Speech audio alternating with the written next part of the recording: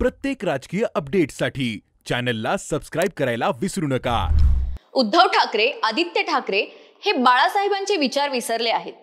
आपल्या वडिलांच्या, आजोबांच्या वैचारिक परंपरेला विसरले आहेत। त्यांच्या विचारांना बाजूला ठेवून सत्तेसाठी राष्ट्रवादी सोबत गेले अशी टीका शंभूराज देसाई यांच्याकडून अनेकदा ठाकरे परिवारावर झाली होती। पण दुसऱ्या बाजूला जेव्हा राष्ट्रवादीच्या अजित पवार गटासोबत पुन्हा एकदा ते सरकारमध्ये बसतात, तेव्हा मात्र बाळासाहेबांचे विचार बाजूला सारले जात नाहीत का, असा प्रश्न सर्वसामान्य कार्यकर्त्यांकडून विचारला जात आहे। एकनिष्ठता काय असते याचं उदाहरण म्हणजे शंभूराज देसाई यांचे आजोबा लोकनेते बाळासाहेब देसाई आहेत। बाळासाहेब देसाई आजही सर्वसामान्यांच्या मनात घर करून आहेत। त्यांनी आजन्म काँग्रेस पक्षासोबत निष्ठा जपली। नैतिकतेचे, स्वाभिमानाचे आणि विकासाचे राजकारण त्यांनी केले। जे स्वतःच्या आजोबाचा आदर्श विसरले असतील, त्यांनी ठाकरे घराण्याला बाळासाहेब ठाकरे यांच्याबद्दल बोलू नये अशी टीका देखील ठाकरे गटाकडून करण्यात येते।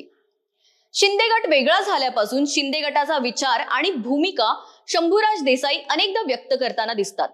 यामुळे सर्वसामान्य जनतेच्या नजरेत आणि पारंपरिक शिवसैनिक कार्यकर्त्यांच्या दृष्टिकोनातून शंभूराज देसाई देखील चुकीचे आहेत अशी जनभावना निर्माण झाली असल्याच्या बातम्या आहेत। आता ही जनभावना बदलण्यासाठी शंभूराज देसाई काय करतात किंवा याचाच फायदा घेऊन महाविकास आघाडी काय रणनीती आखू शकते पाहूया। नमस्कार, मी मीनाक्षी सदाशिव आणि तुम्ही पाहताय महाराष्ट्र भूमी। शंभूराज देसाई हे सध्या पाटण विधानसभा मतदारसंघाचे आमदार आहेत। ही विधानसभा सातारा जिल्ह्यामध्ये येते। आता सातारा जिल्ह्याचा इतिहास पाहता या जिल्ह्यात कायमच काँग्रेस आणि राष्ट्रवादीचे वर्चस्व राहिले आहे।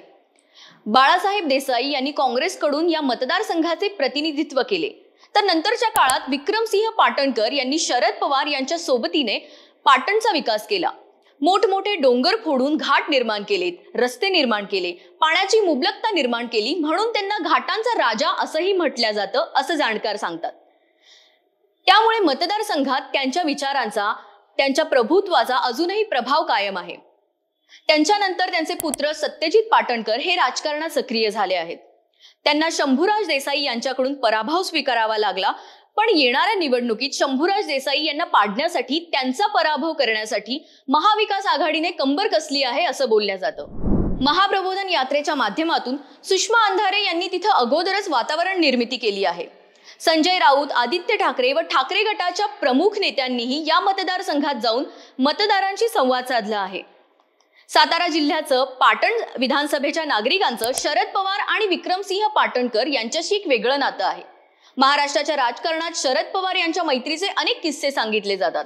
त्यांच्या मैत्रीसाठीच उदयनराजेंच्या विरोधात वृद्ध काळात देखील श्रीनिवास पाटील यांनी निवडणूक लढवली आणि ती जिंकलीही। तसंच काही मैत्री खातर शरद पवार यांच्या स्वाभिमानासाठी विक्रमसिंह पाटील देखील अधिक सक्रिय होतील। महाविकास आघाडीच्या वतीने त्यांच्या मुलाला म्हणजे सत्यजित पाटणकर यांना उमेदवारी दिली जाऊ शकते। पाटणकर कुटुंबीय म्हणजे मवाळ भूमिका घेणारे अशा दृष्टिकोनातून त्यांच्याकडे पाहिले जाते। पण गेल्या वर्षीपासून मतदारसंघात अशा काही घटना घडल्या, त्यानंतर सत्यजित पाटणकर हे आक्रमक भूमिका घेताना दिसले आहे।